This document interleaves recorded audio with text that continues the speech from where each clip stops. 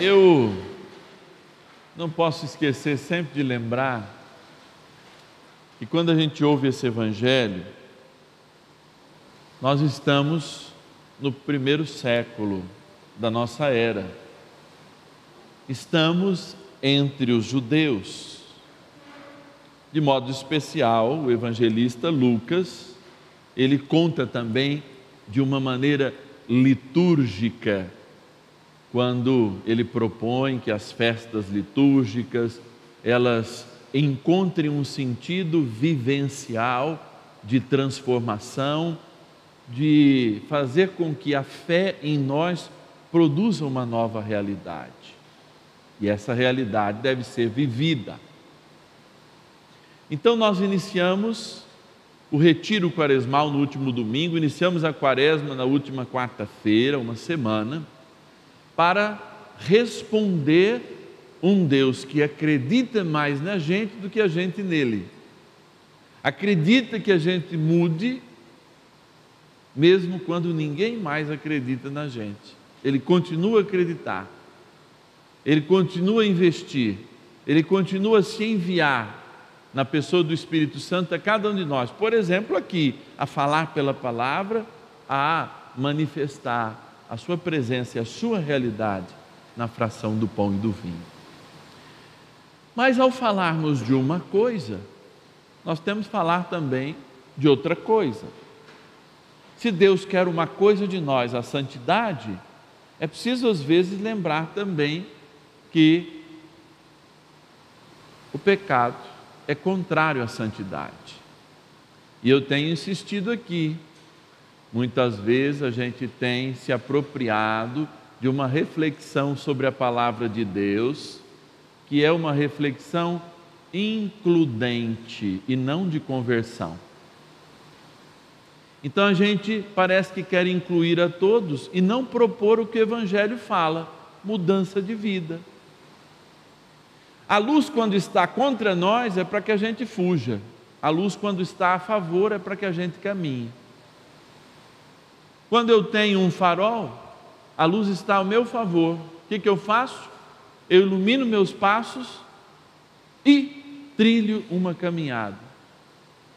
Quando a luz está contra mim, por exemplo, num farol de praia, é porque existem pedras. Então eu olhando que a luz está contra mim, eu me afasto. Ou seja, sim, o Senhor propõe um caminho que na maioria das vezes é diferente dos nossos caminhos. Mas aqui nós não estamos falando de um moralismo vazio, em que nós vamos chegar diante de um juiz e ele que tanto nos amou e que acreditou mais em nós do que nós mesmos, irá nos julgar. Pelo contrário, nós seremos julgados por aqueles que, estimulados pelo mesmo Espírito Santo, pelo mesmo processo, contra a luz fugiram, a favor da luz construíram um caminho. Então, estando no primeiro século, Jesus usa um exemplo que era comum.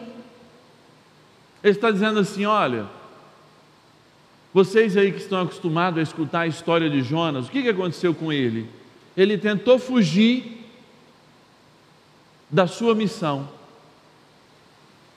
mas engolido por um peixe, ele é cuspido na praia de Nínive e passa 3 dias em um processo de conversão. 3 dias na barriga do peixe, 3 dias anunciando. E os ninivitas, eles reconhecem, porque iniciam um processo de conversão, inclusive exterior.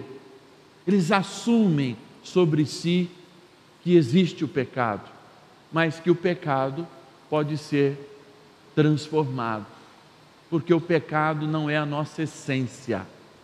Por isso que a gente não tem que se preocupar com nenhum julgamento.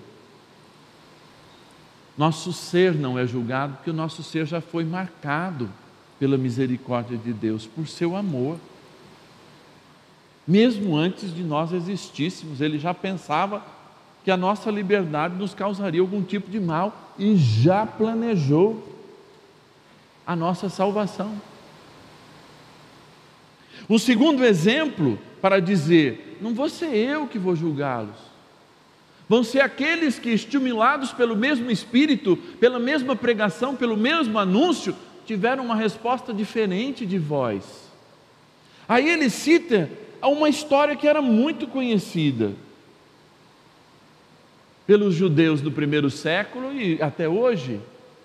A rainha de Sabá, essa rainha do sul, ela sai sabendo da sabedoria de Salomão, ela viaja de Sabá, que vamos dizer assim, seria o sudeste da África, para encontrar Salomão, para ganhar de Salomão os livros dos profetas, a Torá, e levar até lá. Inclusive as comunidades de Jesus sabiam que isso era tão real que anos e anos depois, séculos depois de Salomão, ainda o povo de Sabá cria em um só Deus. E não é à toa que Tiago, por certo modo, uma vez encontra alguém a ouvir falar um trecho, do Evangelho pela rua. Não sei se vocês lembram, nos Atos dos Apóstolos, ele monta naquela carroça e converte aquele que era um ministro lá do reinado de Sabá, anos e anos depois, para dizer: olha, a conversão também não está engessada, ela tem uma continuidade, ela é vida. Por isso que no dia do julgamento não se preocupe, porque eu só vos amei, eu me derramei por cada um de vós, e seria impossível que eu me permitisse condená-los, mas aqueles que se converteram vão se colocar diante de vós. Isso a gente faz todo dia e não percebe. Por exemplo, quando a gente chega diante de dois filhos que estudaram na mesma escola, que tiveram as mesmas oportunidades, o mesmo apoio, e a gente diz assim: ô Joaquim, por que você não é como o Manuel? Olha o Manuel que teve a mesma oportunidade que você. Olha o Manuel que agarrou a oportunidade dos estudos. Olha o Manuel como está bem empregado. Joaquim, você está aí jogado. Mas vocês tiveram a mesma oportunidade. Quem julga Manuel e Joaquim? Quem condena Joaquim? Não é o pai. É o resultado que Manuel teve com o mesmo estímulo. Por isso hoje, amados, é importante a gente se tirar do centro. Porque eu conheço pessoas que no atendimento do dia a dia, naquele carinhoso que a gente faz no aconselhamento pastoral, todos os padres têm tempo, estão disponíveis para isso, que a gente faz através das confissões, a gente nota tanto vitimismo por parte dos Joaquins, que tiveram tanta mais oportunidade de receber a graça de Deus, mas não corresponderam a essa graça, construindo um mundo novo, uma realidade nova para si mesmos. E o que nós falamos quando anunciamos? Por que eu iniciei dizendo: olha, eu acredito num Deus que acredita mais em mim do que eu nele? Porque nas vezes, seu Arnaldo, em que eu não acredito nele, e que de algum modo eu estou duvidando da sua graça, ele continua a me sustentar na terra, a permitir que eu respire, que eu tenha o mínimo de consciência para poder aprender com a graça do Espírito Santo que ilumina. Se a luz contra, para que eu afaste das pedras, mas se a luz é a favor, ela serve como um farol que também me guia para um caminho melhor. Então hoje, iniciando essa primeira semana da Quaresma, existe este desafio que é dado com um material, como se a gente fosse passar por uma prova.